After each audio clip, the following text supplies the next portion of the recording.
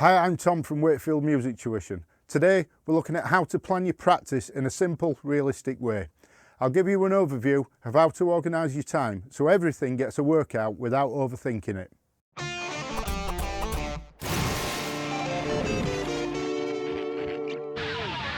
Good morning, good afternoon, good evening, whenever you're watching this. This is video 9 in a series where I talk through common issues that music learners run into. Nothing here is instrument specific and nothing is meant to feel overwhelming. It's just practical advice based on what I see working day in, day out with students. If you already take lessons with me, this will probably sound familiar. If you're learning on your own, hopefully it gives you a clearer way to organise your practice without it turning into a chore.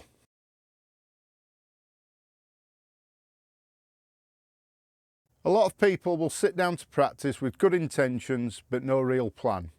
They'll pick up their instrument, play a few familiar things, maybe repeat something that already feels comfortable, and then they'll put it down again, wondering why progress feels slow. But a simple plan removes that uncertainty. You're not asking yourself what to work on now, you already know. You sit down, start, and get on with it. This alone makes practice feel calmer and more productive. This isn't about turning music into homework, it's about giving yourself a bit of direction so your time actually counts. When practice has a purpose, it's much easier to stay focused and see improvement over time.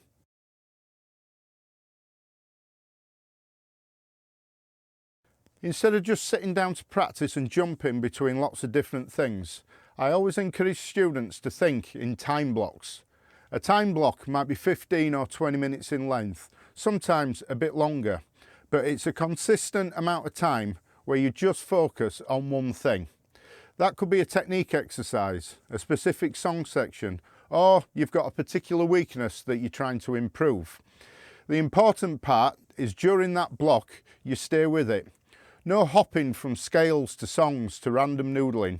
You give one thing your full attention.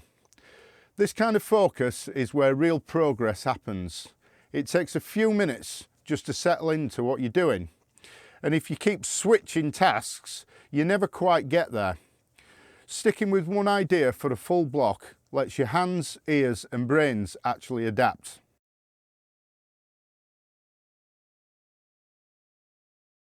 What you put into each block will depend on where you're at. One block might be technical, something like chord changes, sticking patterns, scales or tone work. Another block might be musical, working on a song, a groove or a section that needs attention. You don't need to cram everything into one section. If today's block is technique, that's fine. Tomorrow might be music. Over the course of the week, everything gets covered without rushing.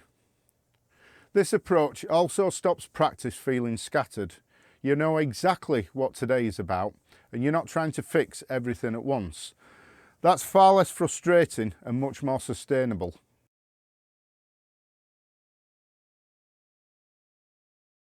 One really useful habit is keeping a simple practice log.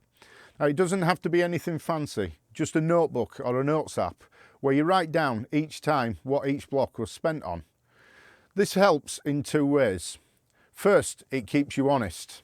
You can see where your time is actually going, not just where you think it's going. Second, it makes sure everything gets some airtime. If technique has been ignored for 2 weeks, the log will make that obvious. It also gives you something to look back on. When progress feels slow, being able to see weeks of consistent work is reassuring, and it often explains why something suddenly starts to feel easier.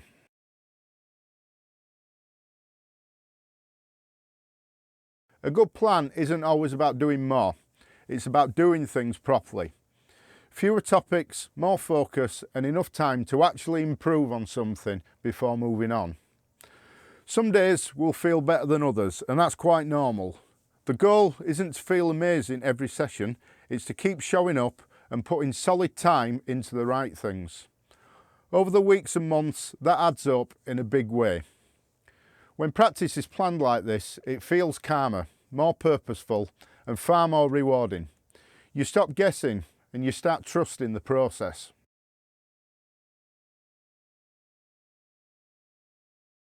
So that's a simple way to think about practice planning, using time blocks, sticking with one thing at a time and keeping a note of what you worked on so nothing gets forgotten. It takes a lot of the guesswork out of practicing and stops you jumping around from idea to idea without really getting anywhere.